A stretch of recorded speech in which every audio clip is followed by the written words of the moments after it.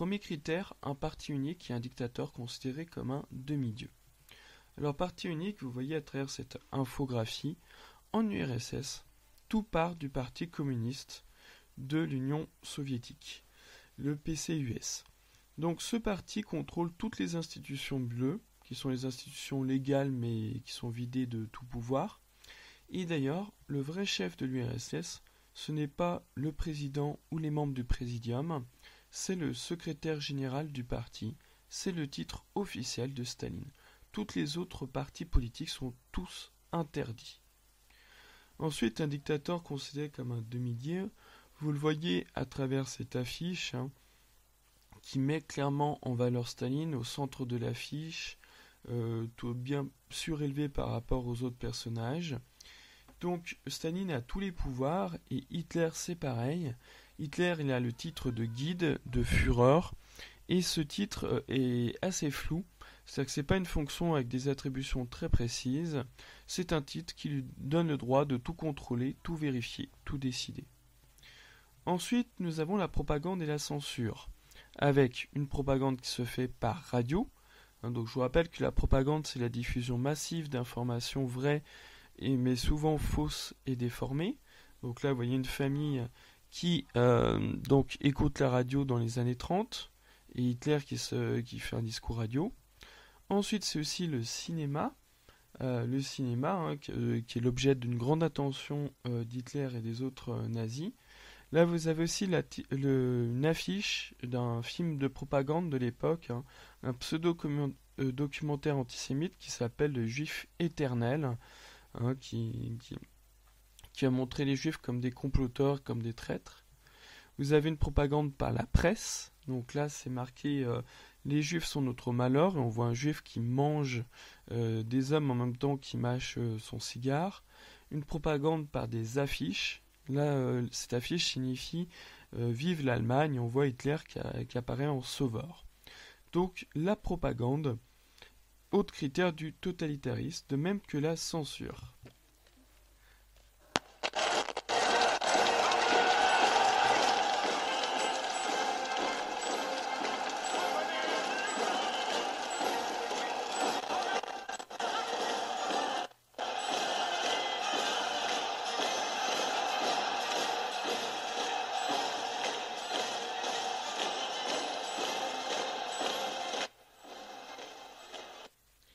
Voilà, donc vous avez là un extrait d'Indiana Jones qui vous montre en fait un autodafé. Un autodafé, c'est un bûcher des livres. Donc Indiana Jones, c'est évidemment une fiction, mais le fait que les livres soient brûlés, c'est bien un fait historique.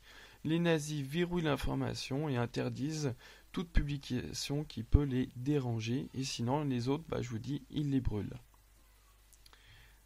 Alors, ensuite, le contrôle de l'économie.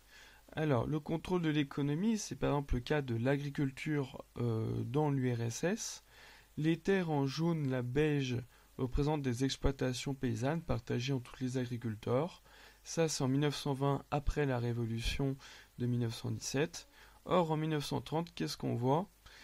Tout ce qui est entouré en rouge, plus une partie un petit peu plus à droite, ça devient des terres collectives, c'est-à-dire des kolkhozes, des coopératives, ou des sovkhozes, des fermes d'État. Donc les terres appartiennent à l'État, les paysans sont dépossédés de leurs champs. Et vous voyez, vous avez des statistiques en dessous, en 1937, ce sont 93% des terres de l'URSS qui appartiennent à l'État. On parle de collectivisation des terres, les terres sont étatisées. Côté nazi, vous avez donc là une explication donnée par ce site, donc les yeux du monde. Alors, qu'est-ce qu'on nous indique ? J'y suis. Donc en Allemagne, on parle d'un capitalisme, alors je vais vire cette pub évidemment, d'un capitalisme d'État. Donc on est bien dans un régime de propriété privée, contrairement à l'URSS où tout est public et étatisé. Donc on a un système industriel particulier basé sur la cartellisation. Alors c'est quoi la cartellisation ? En février 1934, Hitler et son parti créent un immense cartel qui regroupe l'ensemble de l'industrie allemande et ce cartel est dirigé par le ministère donc de l'économie.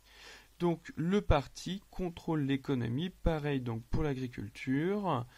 Donc un contrôle étatique est donc mis en place accompagné d'une fixation des prix supérieurs aux prix mondiaux. Donc vous voyez que vous avez une institution politique qui contrôle l'économie allemande.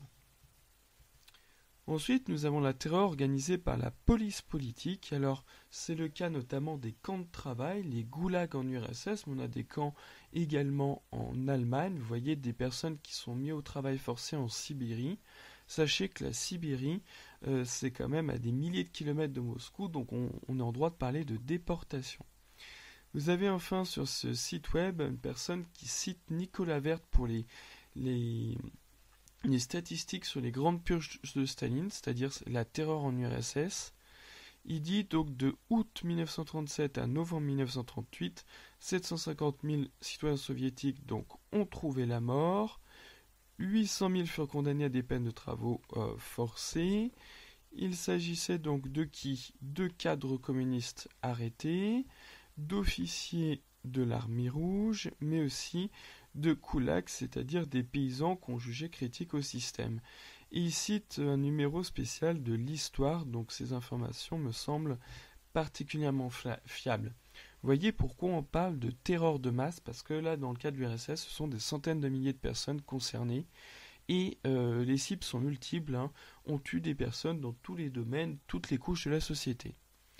Pour exécuter ces terreurs de masse, on utilise une police politique, une organisation tentaculaire qui surveille tout et tout le monde, qui intervient dans de nombreux domaines. Donc là, vous avez un organigramme du NKGB, qui est le successeur du NKVD, la police politique de Staline. Donc vous voyez que le second directorat à gauche est là pour surveiller les espions ennemis. Le troisième directorat, c'est-à-dire un bureau, s'occupe de la surveillance des transports. Ensuite, on a code et cipher. Cipher, c'est les chiffres et les codes secrets. Donc, le courrier est ouvert et décodé, surveillé. Ensuite, à droite, sixième bureau surveille le gouvernement. Ensuite, on surveille le Kremlin. On fait la censure, on surveille les livres qui circulent. Donc, vous avez une organisation qui compte des milliers d'agents, même des centaines de milliers d'agents, pour surveiller tout et tout le monde, encore une fois. Alors, ce schéma vient de Wikipédia, donc je me méfie un petit peu de son origine. Mais ce qui me fait dire qu'il est juste, c'est que j'ai trouvé un autre schéma qui montre le KGB. Le KGB, c'est un petit peu le petit frère du NKVD, le successeur du NKVD. Dans les années 80, voilà comment il est organisé. Et on voit une organisation similaire au NKVD de Staline. Et là, cette fois, la source est sûre, vu que j'ai pris cette infographie dans un numéro d'Historia. Donc vous voyez une organisation en directorat qui est globalement similaire. En Allemagne, c'est donc la Gestapo, voire la SS qui s'en occupe. Enfin, dernier critère, l'embrigadement de la jeunesse. Donc les régimes fascistes ou totalitaires vont embrigader la population, c'est-à-dire mettre la population dans des unités de contrôle et de surveillance. Ces organisations vont du coup bien contrôler les individus, les rééduquer, diffuser de la propagande et surtout les mettre au travail pour que chacun donne le maximum de lui-même qui produise pour le régime, pour l'État. Alors voyez là en Italie, sous Mussolini, on a une organisation pour chaque profession, pour chaque branche de l'économie. On a des organisations pour les enseignants, pour les jeunes, pour les femmes, pour les hommes, pour les paysans, pour strictement tout le monde. Chacun est mis dans une organisation pour le contrôler, pour le verrouiller. Enfin, c'est le cas de l'organisation des organisations pour la jeunesse, comme les célèbres jeunesse hitlérienne. Donc là aussi, je vous ai pris une vidéo. Qui sont ces enfants soldats, prêts à se sacrifier pour Hitler? Comment le régime sait-il assurer leur loyauté sans faille? Certains de ces enfants sont encore vivants aujourd'hui. Ils sont les derniers à pouvoir raconter ce que signifie grandir sous le nazisme. Comment ces jeunes ont-ils été happés par les ténèbres nazies? Ils ont été à la fois l'avenir du régime, sa vitrine et sa chair à canon.